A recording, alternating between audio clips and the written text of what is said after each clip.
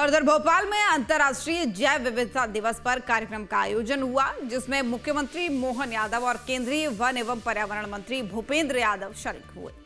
इस दौरान मुख्यमंत्री मोहन यादव ने मध्य प्रदेश में वन्यजीव और जल संरक्षण की दिशा में चल रहे विकास कार्यों की और उपलब्धियों की जानकारी दी।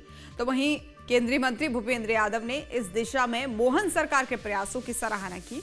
देखिए एक रिपोर्ट।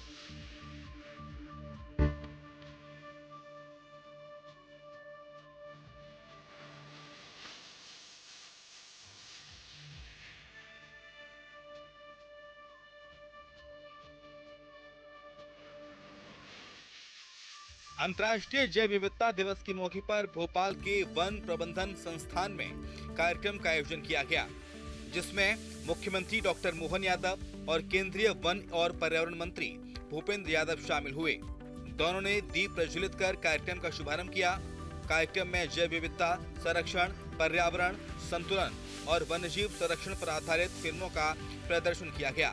साथ ही चीता कंजर्वेशन पर आधारित brochure, biodiversity report 2026, Nagoya protocol पर भारत की पहली राष्ट्रीय रिपोर्ट, 5 रुपए के डाक टिकट, माई स्टाम्प का विमोचन, ABS एंड-टू-एंड पोर्टल का शुभारंभ और भारतीय वन प्रबंधन संस्थान में नव स्थापित डेटा ड्रिवन लैब का लोकार्पण भी किया गया।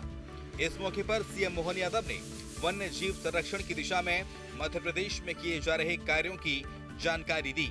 मुख्यमंत्री ने बताया कि उनकी सरकार ने MP में करीब 100 सालों बाद जंगली भैंसों की वापसी कराई है और घड़ियाल, गिद्ध, कछुओं जैसे दुर्लभ जीवों का संरक्षण किया जा रहा है।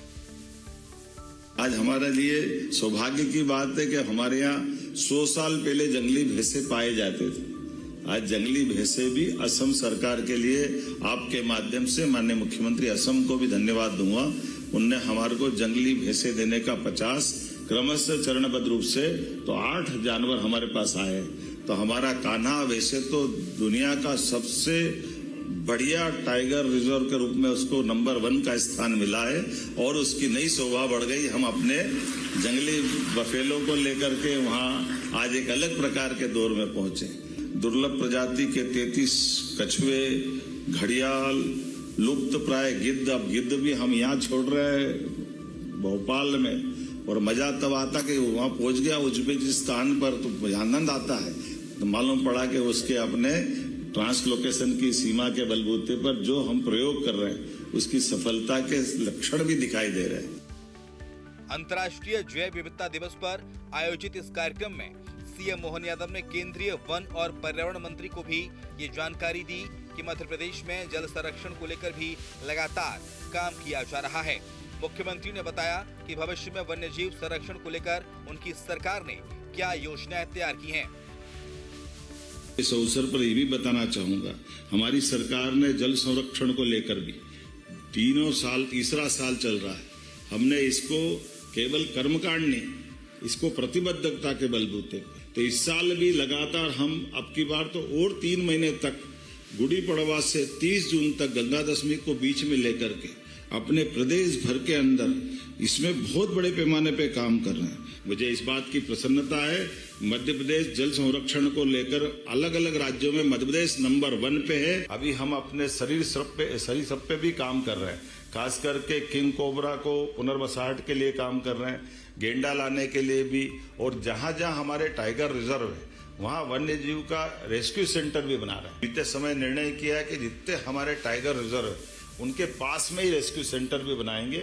उसके 2 हमको एक तरह से लाभ भी मिलेंगे कि जंगल के अंदर के जानवर को आने वाले कष्ट का भी निराकरण करेंगे और ये जागृति भी फैलाएंगे।